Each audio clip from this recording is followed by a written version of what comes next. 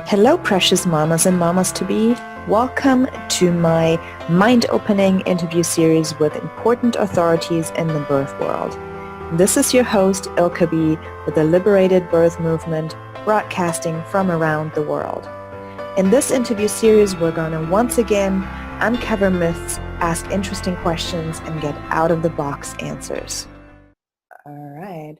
Welcome, precious mamas. I am super excited to talk some food today, and I have Lily Nichols on today. She is a dietitian, even though I know you don't like that name, a nutritionist, and she has founded Pilates Nutrition. Is that correct? Mm-hmm. And you are an expert in prenatal nutrition and optimal health throughout your pregnancy. So that is obviously something that is super important. I'm 22 weeks today, so it's really important for me too. I have Congratulations. Thank you, papaya and all the good stuff here right now, but I'm really excited to learn some more from you and to talk about some interesting topics like gestational diabetes. I know this is one of your passions, but please introduce yourself and tell me a little bit, how did you become a nutritional expert and how did you slip into that world of prenatal nutrition? Sure, yeah, happy to talk about that. And again, congratulations. I didn't realize when we booked a talk that you were pregnant, so it's so exciting. Here you go. Yeah, so feel free to throw in some personal questions in here because usually what questions you have, everybody else also has. Totally. So my background is as a registered dietitian, nutritionist, and a certified diabetes educator, and also hence the name of my current site, Pilates Nutritionist. I'm also a Pilates instructor and in a past life, even though I'm not currently teaching right now. I decided to study nutrition very early on. I knew it was something I wanted to delve into deeper even when I was in high school. So it was just sort of, I just knew.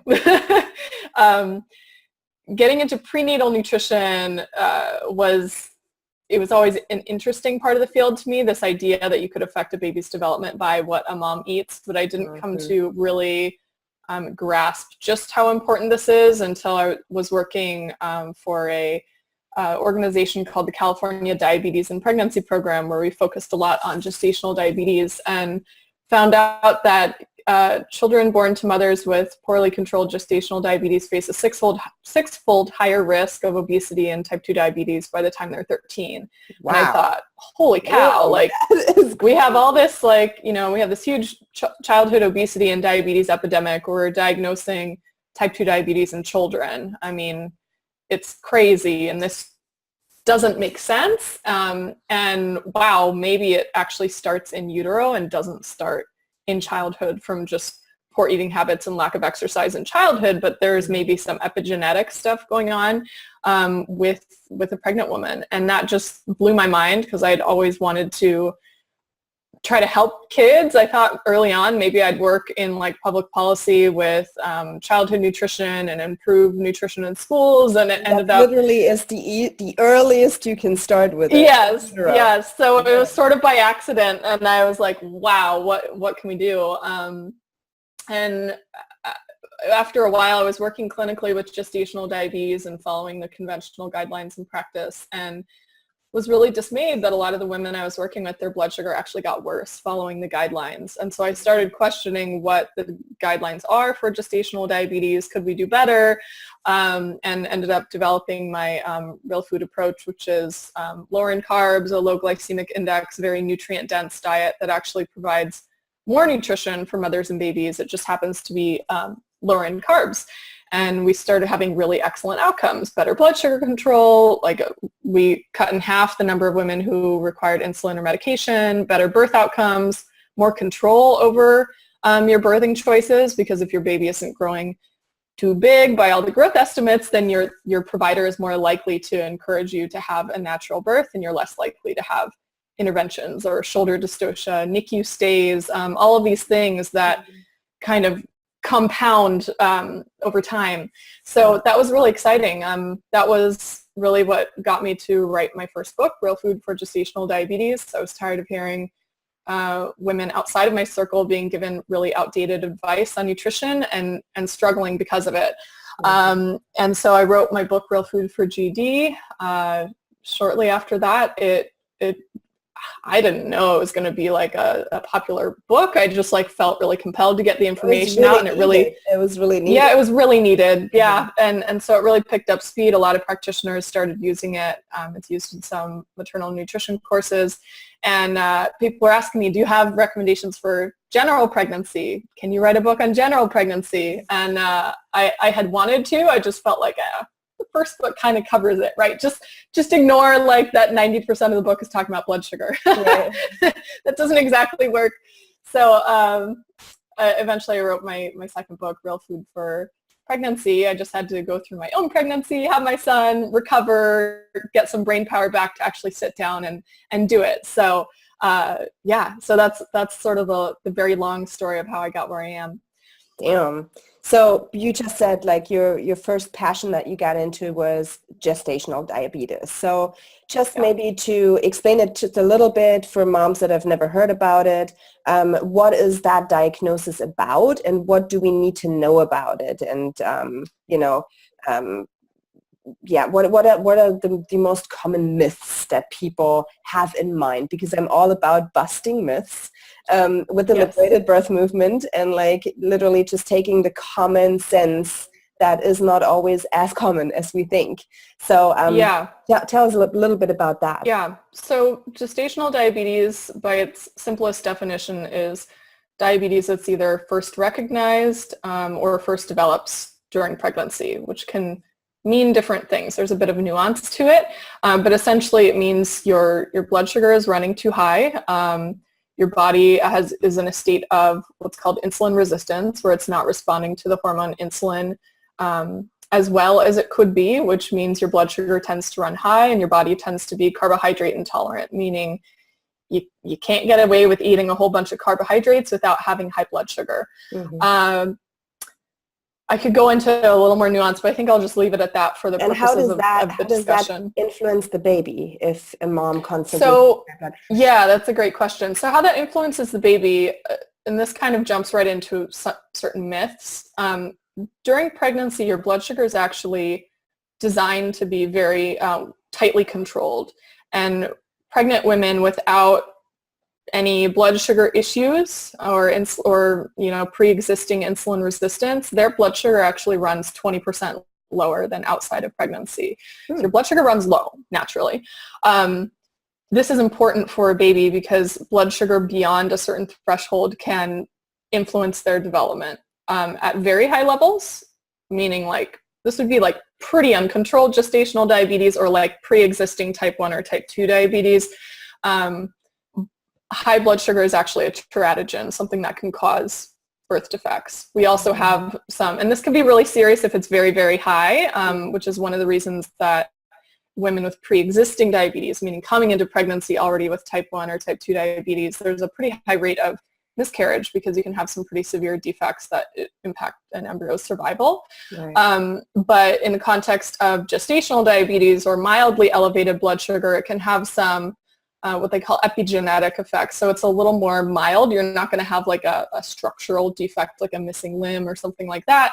But there is higher chances of, well, I can't say that we avoid all problems. There actually is some evidence showing that mildly elevated blood sugar in the first trimester is linked to higher risk of neural tube defects and congenital heart defects. But also beyond that, it can affect a baby's metabolism for life. So if your blood sugar is running higher than it should, our body doesn't have like a very, it doesn't have like a preventative measure for protecting a baby from high blood sugar. A mom has high blood sugar, a baby has high blood sugar. And once you get to the point in pregnancy where a baby's pancreas is developed enough to produce insulin, a blood sugar lowering hormone, then the baby will just respond by hyperproducing insulin to keep the blood sugar at safe levels.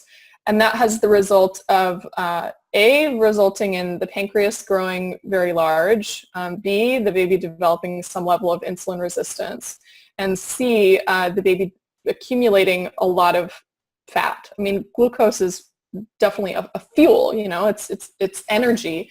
And when your body has too much and you pump out a lot of insulin, then you store the extra amounts as fat.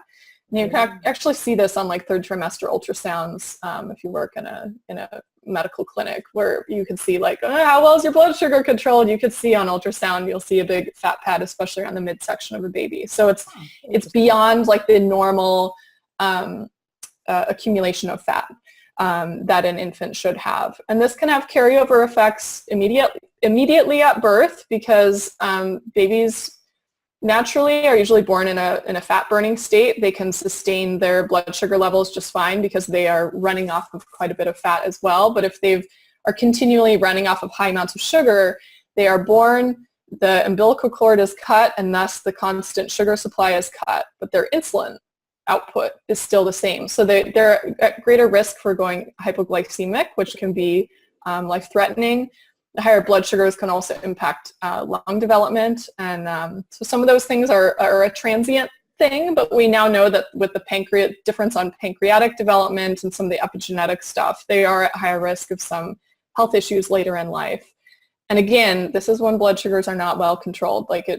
You could have gestational diabetes or not have gestational diabetes. It's a matter of like where your blood sugar level's at. It's not that like having GD automatically means there's going to be an issue. It can actually be pretty well controlled in pregnancy, and you don't run into these problems whatsoever. Okay. And how would you help a mom to, if she is diagnosed with this? How could I diagnose myself with this? I choose to not see a doctor throughout my pregnancy. I'm doing my own prenatal care. I've also been, a birth worker for the past 10 years, so not quite unexperienced with all of this. Yeah. I've never had any issues, health issues, diabetes or anything like this. And I've, obviously been really informing myself about all the good nutrition and all of the stuff. But how would I recognize that something is not quite right if I'm not like measuring my blood pressure, my blood sugar? Yeah. It's a good question. Usually most women are asymptomatic. You don't actually notice. It's like your blood sugars aren't so high that you're going to go into like a dangerous state where you're like peeing all the time or super thirsty or any of those things. Like that might be happening and that might be a warning sign, but most women don't really have any warning. Well, we're peeing all the time anyway, right? And peeing all the time, you're kind of doing that anyways. So that's not exactly a good marker. I mean, it really does come down to checking your blood sugar, and that can be done at home without, any complicated means. You need a glucometer, a blood sugar meter, and the test strips that go with that glucometer to measure your blood sugar. So for people who are opting out of doing something like a glucose tolerance test or some, lab-driven blood sugar testing, you can get a glucometer and test strips and check at home for a couple weeks and see where your blood sugar is at. You test first thing in the morning, you test an hour or two after meals, and then compare those to, I personally like to compare them to both what's observed in normal non-diabetic, non-overweight pregnant women, and then also compare them to the gestational diabetes target levels.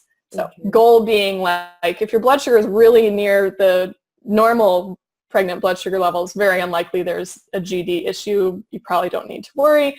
If it's sort of hovering around some of those gestational diabetes targets, you may want to monitor for a couple more weeks, sort of find out your sweet spot with food so you can tell, can I keep within these levels with food alone, in which case, great, or hey, maybe I can't, and actually I might need some additional medical management to keep me there. So you can monitor at home and do it. And for women who start their pregnancy very healthy and are really proactive about their health, I think that makes sense. On a population level, I think the glucose tolerance test also has a place. So that's, another option for sure. Okay. So say a woman goes to see her midwife or her doctor and finds out she has gestational diabetes. It's like, kind of on the maybe lower medium side, not super high. I definitely had some women working with me that, got it all under control with their nutrition. So I believe that's something that you would do as well, to help them first getting their nutrition all like in place and on track so that they don't have to have additional insulin shots. How would you go about that? Yeah, well, first and foremost, I mean, nutrition is the primary intervention for gestational diabetes. And most women will be able to manage with food alone if they're given good advice. So we know, for example, that like a low glycemic index diet reduces the likelihood that a woman will require insulin by 50%, which is around the same statistic that we observed in practice with my real food approach. So being smart about what you eat and not overloading your body with carbohydrates if that's causing your blood sugar to go up is just plain and simple common sense. You know? So first and foremost, nutrition. There will always be a subset of women that will need a little bit of help from either medication or insulin. And in my experience, oftentimes the mealtime blood sugar is easier to control than fasting blood sugar, the first blood sugar in the morning. Because really what we're observing now is that there's quite a few women coming into pregnancy with essentially prediabetes. So mildly elevated blood sugar, insulin resistance, which naturally gets worse during pregnancy. That's a natural part of pregnancy. You develop insulin resistance as a mean of shunting nutrients and energy to your baby instead of yourself. It only becomes a problem when your blood sugar's kind of staying elevated. And so some of those women will require the help of insulin medication. They are, wonderful tools when they are needed. They are not necessarily needed in the majority of cases. Okay. And so what did I want to say? Let me gather myself. How could I prevent to be getting gestational diabetes? Is the first thing to not be overweight, having a healthy weight, not having too much processed food, I believe is a big thing, right? Like having lots of fruits and vegetables and lots of green, nutrient-dense foods, and not a lot of pasta and bread and all these good things. They're so delicious. And chocolate, I'm like I have to get myself together with my chocolate because I wake up at 3 a.m. and I'm like, oh God, I gotta have some chocolate. And I'm like, okay, I'll eat a papaya or a banana or something else instead. But what would be like the best things for someone that, plans to get pregnant, says, okay, I might be a little overweight, or I'm not sure what I'm actually eating is the right thing. What would be like the biggest things to look for? Yeah. First of all, a little chocolate's okay. Especially if it's the dark kind. Okay. Yeah.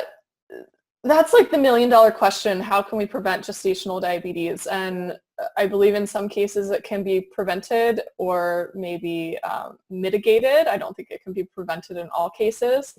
So certainly if we're talking like pre-conception, like you have time to work on your lifestyle, living in a way where your body naturally comes to a healthy weight for you. I don't want to just say like, lose weight or, totally. Because it's what you do. Like it's not the number on the scale. It's what you do that results in that weight wherever you're at. So, adopting a really healthy diet and more active lifestyle pre-conception is like a great idea. There's very strong correlations between pre-pregnancy weight and also gestational weight gain, so weight gain during pregnancy and the development of gestational diabetes. And again, it's not necessarily like the number on the scale being bad. It's just a matter of fact that when your body is carrying more weight, your body is naturally more insulin resistant. So it just is. What you can do to help, mitigate the weight gain, again, the low glycemic index diet or, a little lower in carbs tends to help a lot. So reducing the processed foods and sugars. So especially anything made with like white flour, corn syrup, refined grains. These are the foods that contribute quite a bit to weight gain during pregnancy, but they also are the least nutrient dense. So eliminating them or reducing them from your diet has only beneficial effects. So that's for sure. In fact, we have some data showing that cereal, juice, cakes, pastries, those sorts of foods are actually linked to a higher risk of gestational diabetes, whereas higher protein foods like nuts are actually are linked to a reduced risk. Nice. So, getting clear about which foods are benefiting your body and not. Okay, after a little disconnection, we're back. So you were talking about, how we can prevent, if there is a prevention of gestational diabetes. And you said, obviously, having a healthy weight, which is not necessarily like so and so much on the scale, but it is what you do and how you feel. And if you're, healthy in your nutrition and leaving out a lot of the processed white flour, all of that, will help to just not even get there, right? So that's a good one. That's a good one for sure. Yeah. So yeah, those are definitely a couple places to start. Right. So okay. So let me go away from the gestational diabetes, and for any woman that is pregnant and healthy, okay, she has a normal weight, which I would say I have a normal weight, right? There were some weird things happening the moment I got pregnant. Without even knowing I was pregnant, I wanted to eat eggs every single day, okay? And it was the weirdest thing because I was actually like pretty much vegan in my nutrition for the last few years. I didn't eat that many eggs or milk or anything like that. And the moment I got pregnant, I really wanted to have these eggs. And I discussed with my partner, and he was like, why are you eating these chicken abortions, right? And I was like, I don't know why you're saying this stuff. Like, I needed eggs right now. And so I started doing some more research about it too, and found out that actually in some traditional cultures, women during pregnancy eat a lot of eggs and egg yolks. So I was like, okay, there must be something there. So what would you say? What do you say about eggs? Should I keep eating eggs? What about avocados and nuts, which a lot of women, I feel like, are afraid of eating nuts because they have so much calories, but they have also wonderful fats. And then how else can we get these amazing omega-3 and 6 fatty acids? Yeah. And with eggs, they're more of not a chicken abortion. They're a chicken menstrual cycle, really. I mean, which makes it sound really gross and people don't want to eat them. But like, I grew up with chickens. They lay almost an egg a day. Our monthly cycle is like their daily or every other day cycle. So not necessarily eating like fertilized egg or anything, but eggs are, packed with nutrition. I always find it really interesting what sorts of foods women crave. And I do find that for women who've been eating a more plant-based diet, they often do crave more animal foods during pregnancy. Interesting. Which maybe is a nod to like, maybe these foods have some nutrients that I need. With eggs particularly, eggs are going to be like one of the number one, meaning like tied between number 1 and 2 sources of a B vitamin-like compound that's called choline.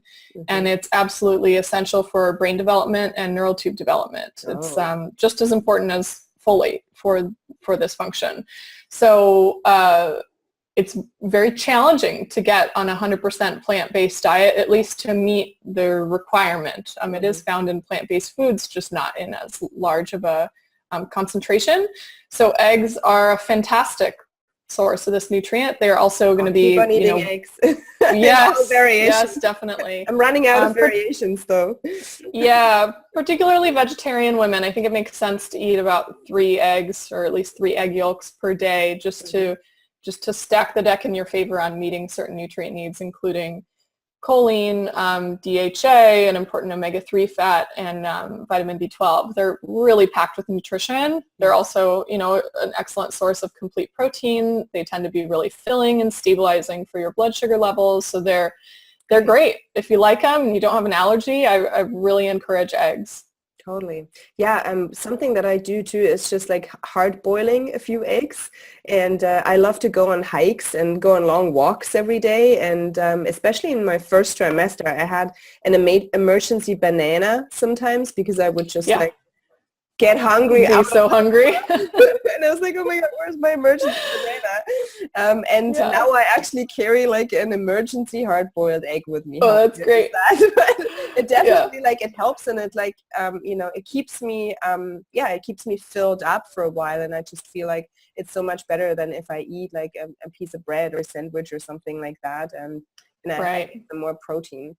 And protein needs do go up. Exactly. I mean, that's another thing that's actually kind of interesting. I want to ask the protein because that is something that, as a vegetarian, I've definitely not, before I got pregnant, did not pay that much attention to my protein intake, right?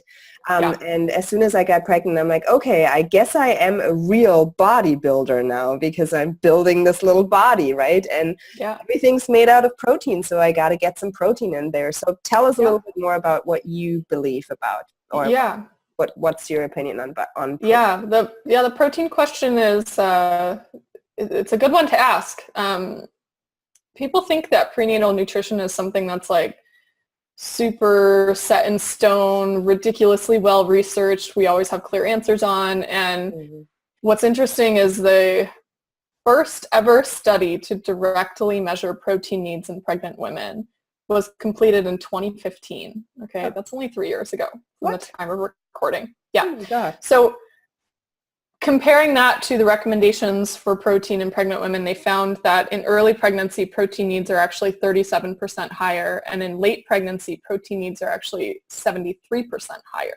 So significantly higher than our current recommendations, which puts protein needs for an average weight woman, because it is based on weight, around 80 grams or so in the first half of pregnancy, and around 100, 110, 120 or so grams in the second half of pregnancy.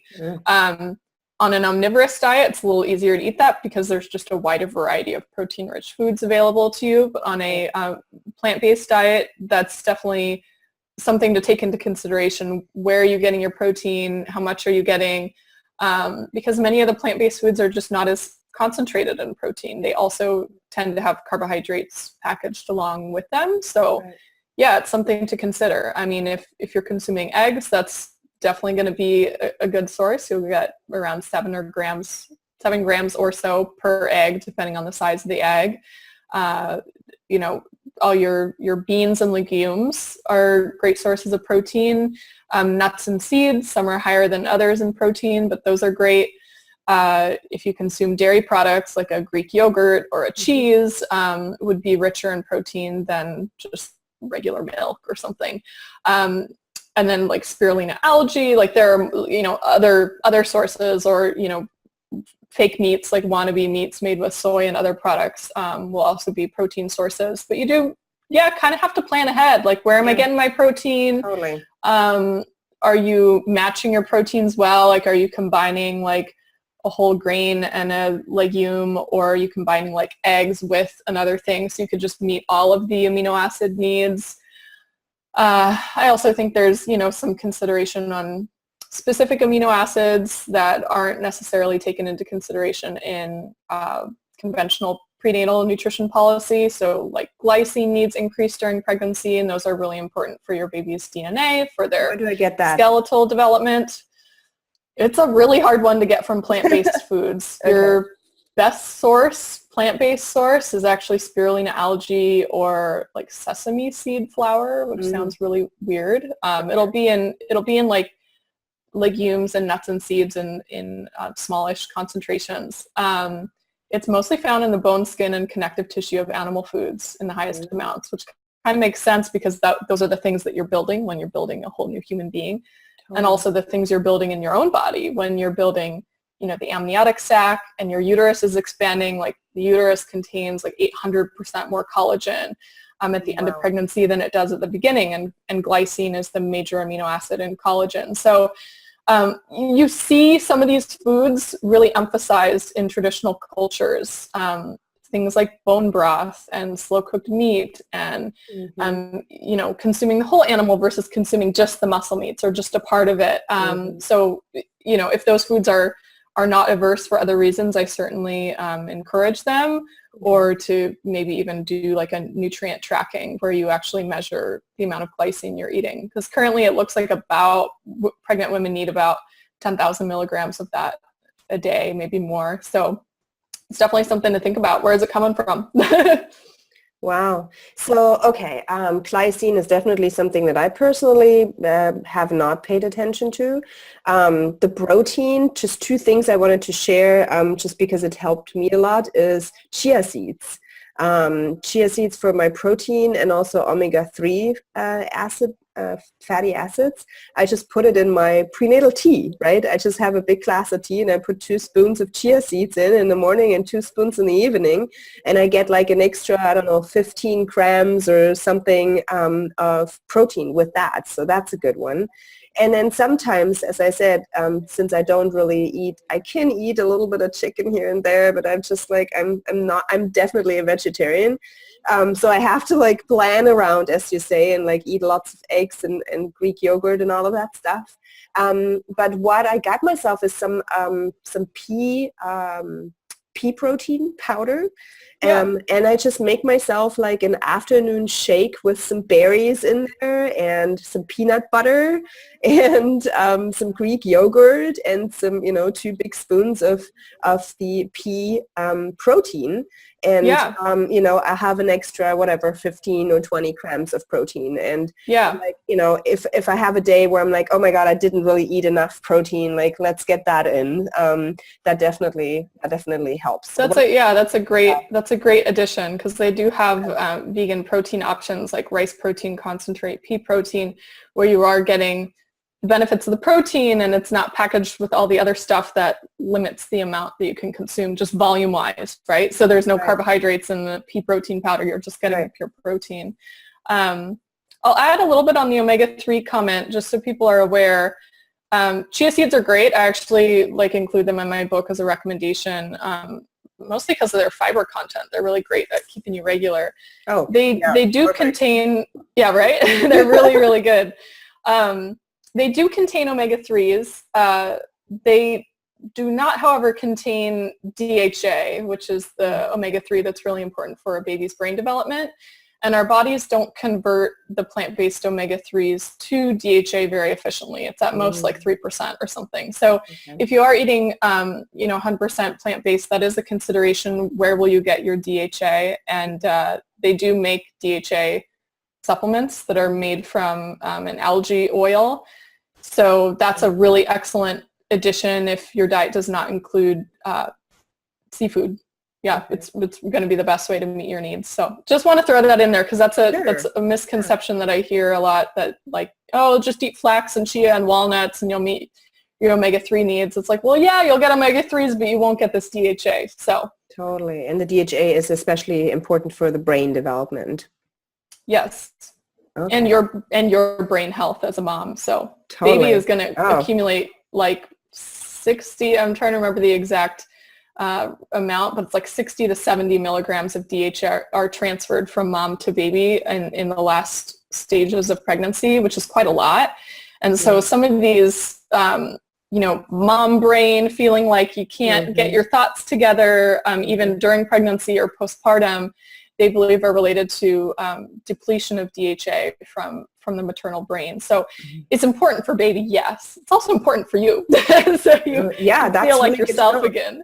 Absolutely. Yeah. I mean, we're talking with postpartum depression, like 1 out of 4 women, and that's just like, the numbers that we know that, suffer from this. That's a big, big number in a lot of women. And I do believe that a lot of that is, there's support and, sleep and all of these things, but a lot of it is also our nutrition that just really lacks of all the things that we need to rebuild ourselves again. It's a huge output, right? Literally and figuratively that we're giving birth. So it's like, the energy really goes into all that and everything that our body does. So taking care of yourself postpartum is definitely something you should consider as well. And really honoring like what did the traditional cultures do? How did they care for new mothers? Right. I included a whole chapter in Real Food for Pregnancy on that and went through what are these people doing in all different parts of the globe, and it's strikingly similar. It's really crazy. Bone broth is a big one, right? Yes.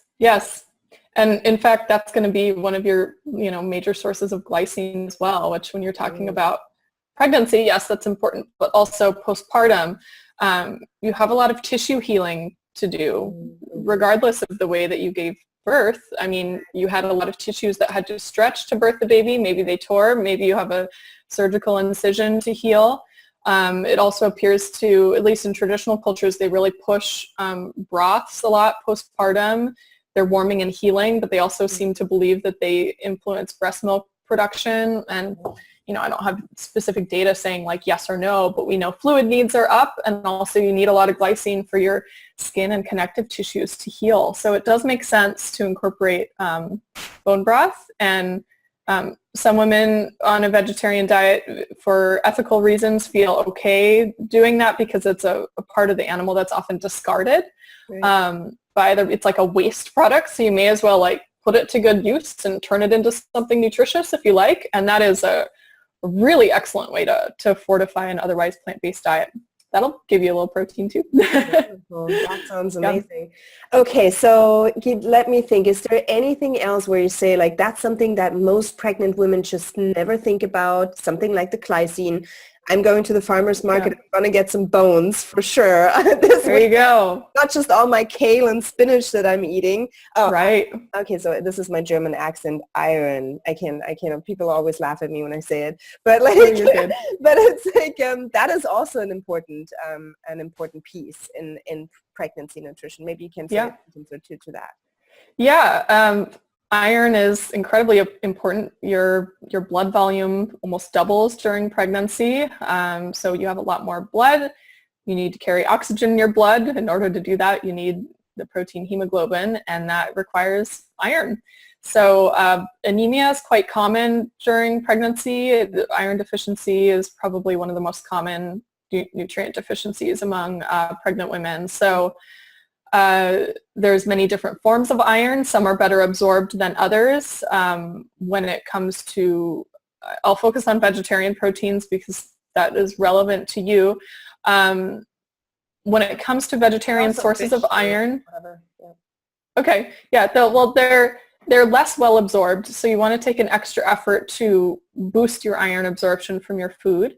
And that means soaking or sprouting your grains, nuts, and legumes before consuming, because that reduces phytic acid. It helps you, and it reduces tannins as well.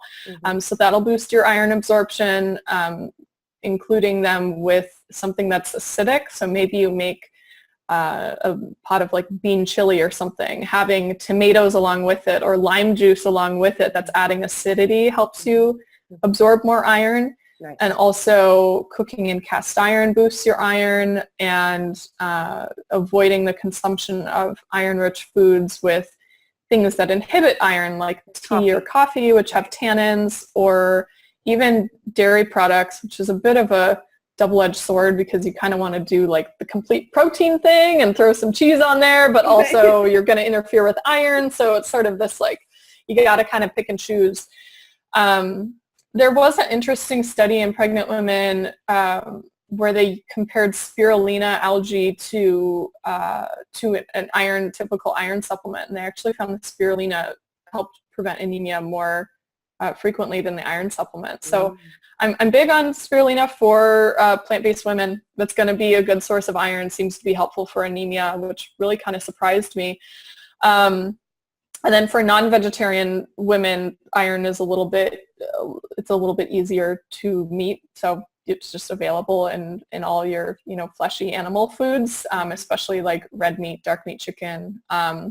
Oysters, really high in B12. I was going to say that. That was like the thing. Well, iron and B12. My partner just really hates when I eat canned oysters. He's like, we're on an island here. Like, go eat some fish. Like, why do you want to eat canned oysters? And I sometimes, like, I just have a few of the canned oysters in my cupboard. And I'm like, I just want some canned oysters. And I put some, like, you know, whatever. It sounds like...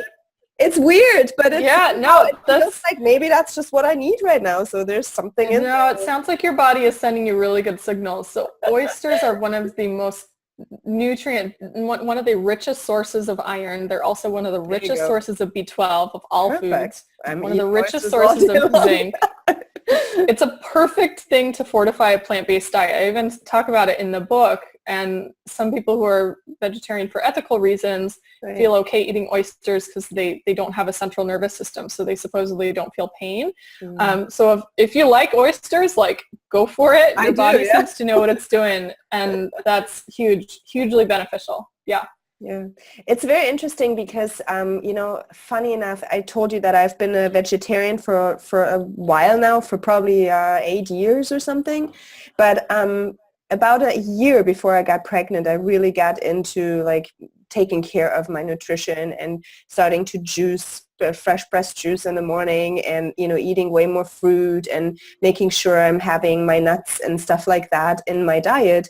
And it feels like my gut is kind of cleansed, and I can actually listen to it. And I felt like that was not always the case, right? It was like, sometimes it was like, oh, I want some chips and I want a burger, I want some whatever, chocolate, or I don't know what.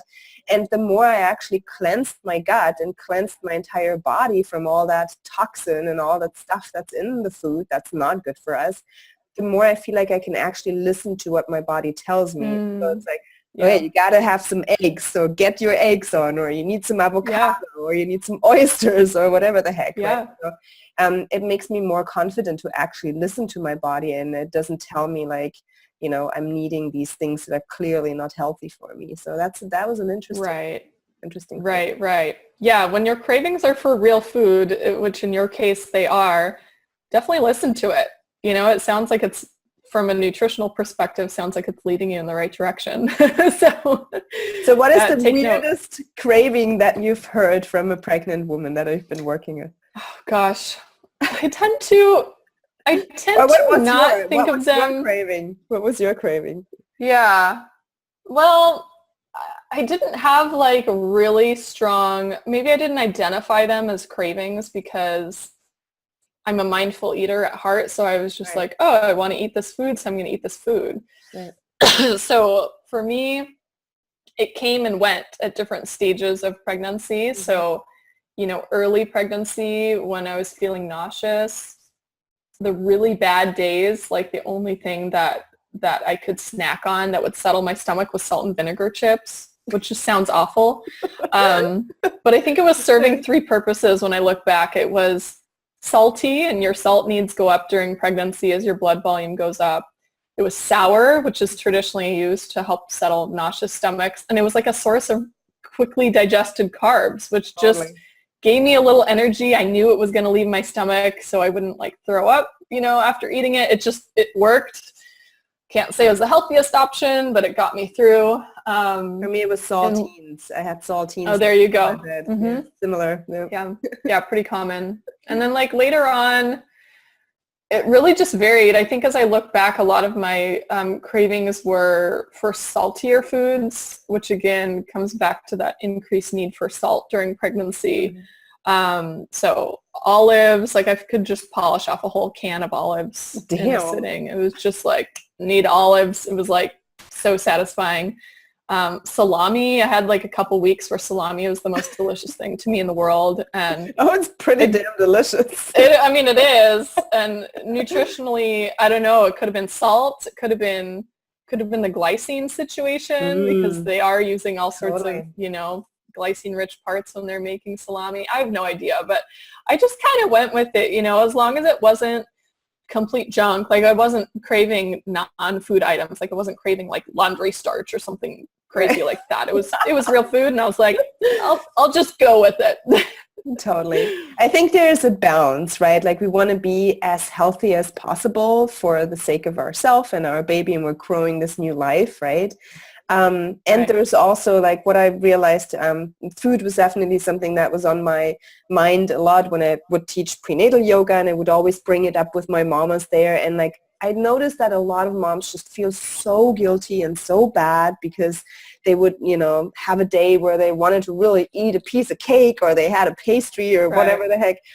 And there is this, I kind of felt like, okay, if you make the better choices, right? Like, just keep in mind, like, make the better choices. It's okay if you're eating a pastry today, like, just go on a nice long walk tomorrow and have like some extra, like real food, and then you'll be fine, right? If you're constantly feeling like this guilt and this anxiety around your food, I think that's not healthy either, because that's influencing your nervous system, and that's at the end influencing your baby too. So there's a balance of, craving, giving into your craving, Right.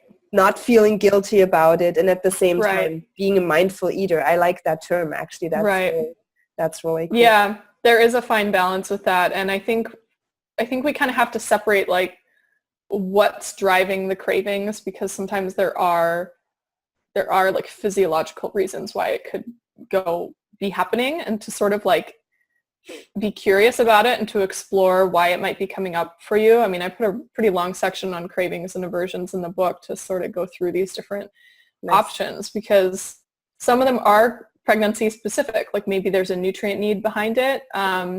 Some of them could be non-pregnancy specific, and it's a physiological reaction to your blood sugar. So like, processed foods are like, the food companies design those to be addictive. Like, they design them so that you eat more of them. So they tend to be like high glycemic carbs, where you're going to get a big blood sugar spike and crash. And when your blood sugar starts dropping low, your body feels like it's an emergency and needs more food, and will tell you to crave more sweets and high carb foods. So if that's coming up for you, then, really prioritizing where you're getting your blood sugar stabilizing protein and fat from. Like, maybe having a snack of nuts would be more helpful than having a snack of whatever the sugary snack is, or maybe a little bit of the sugary snack combined with some nuts to sort of balance it out a little bit. So at least you're getting some like satiating real food and not this ridiculous blood sugar spike. I mean, sometimes that can be going on. And I agree with you on choosing sort of your good, better, best options. Like, I remember there was a time in my pregnancy where like sour gummy worms sounded really good to me. And like, I'd go to the store and I'd like look at the sour gummy worms and see like, it wasn't even the sugar per se. It was like all the artificial colors and the artificial flavors and all this. I was like, I just can't justify eating this. But I found that, dried cherries had that nice like sweet tart flavor that was really what my body wanted, and not all the junk. And that was sort of my in-between. I had like a container of dried cherries and like some salted cashews, and that was sort of this perfect balance of like satiating, meeting the sweet sour need, and it wasn't full of chemicals I didn't want to eat. You know what I mean? Totally. Yes. I like that.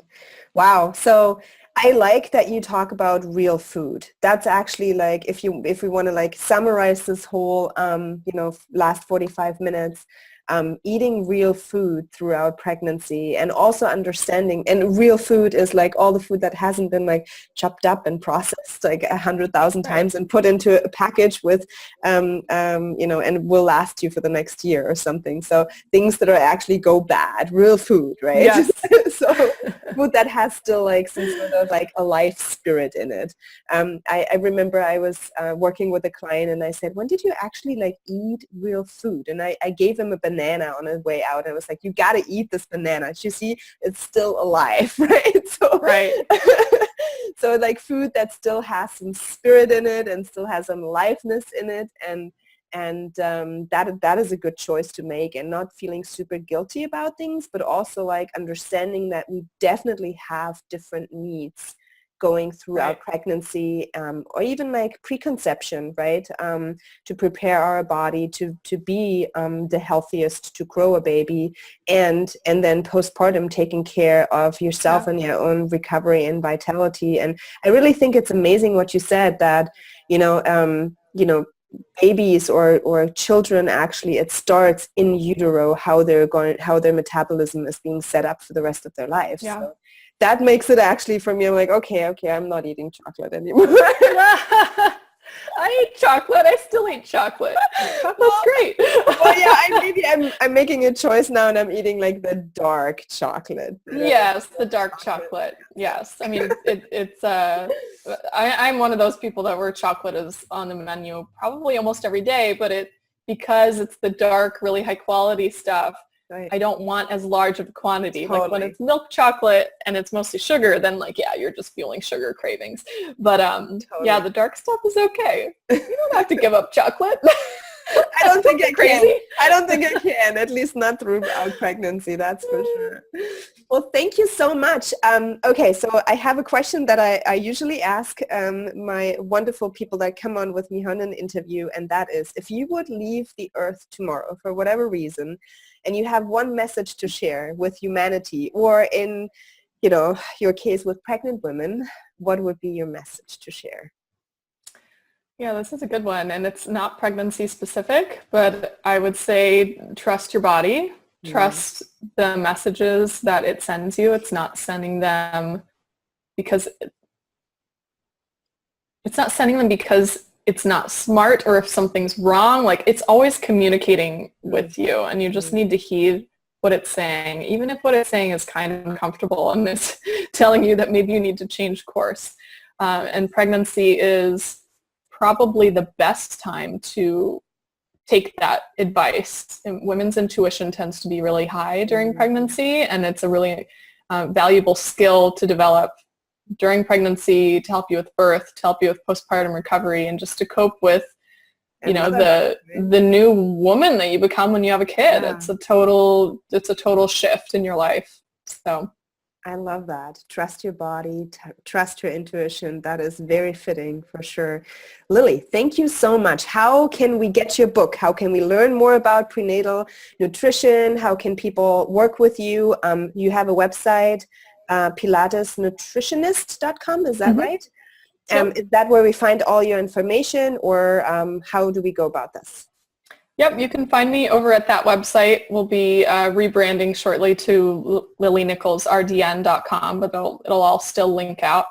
That's where my main blog is. So there's lots of articles on prenatal nutrition, mindful eating, exercise in pregnancy, and a whole bunch of other nutrition topics. You can also find, if you were looking for the book specifically, of course, that's linked on my main website, but there's also a website for it directly, which is realfoodforpregnancy.com. And nice. If you just want to start to get your feet wet in this real food thing, I do give away the first chapter for free.